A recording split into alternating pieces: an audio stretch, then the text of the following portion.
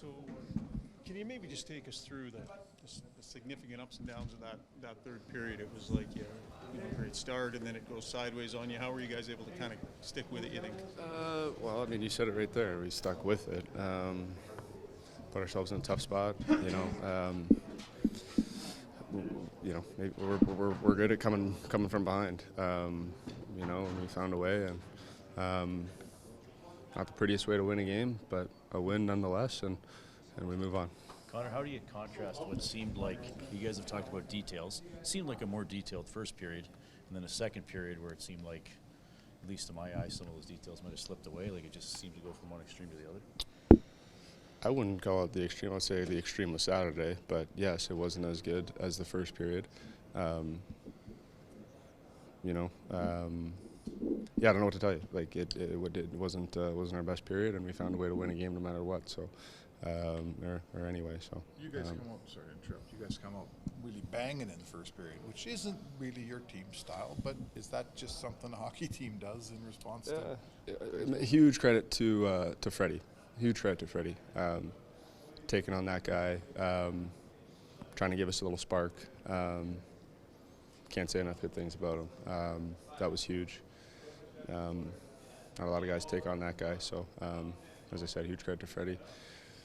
Yeah, we talked about guys maybe getting out of their comfort zone a little bit, and guys responded. I thought there was good energy.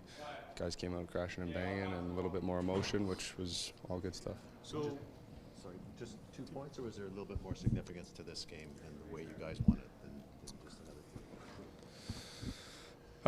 team? Yeah, it was a big win.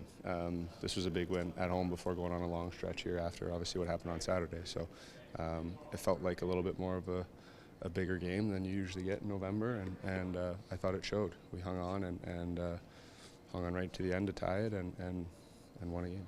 So, obviously what happened Saturday, and then there were a lot of boos at the end of the second period. Did that feel like gut check time for the team at that point?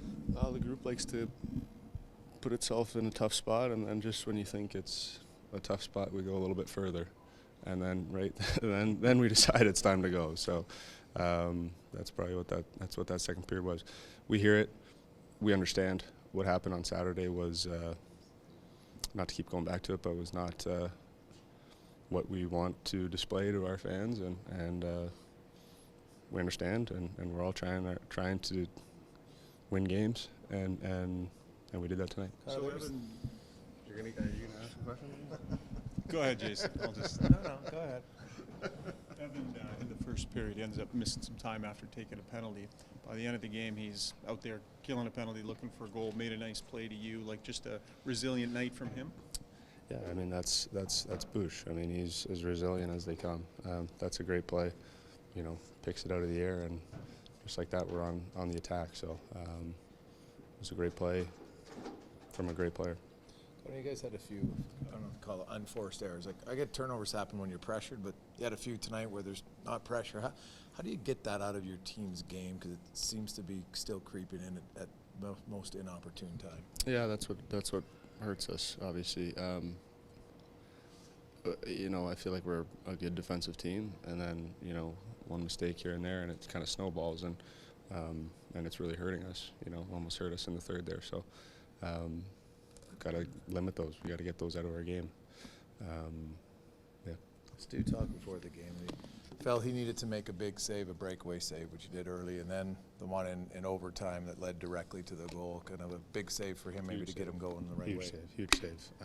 Huge save. No question about it. He did his job. Gave us a chance to win.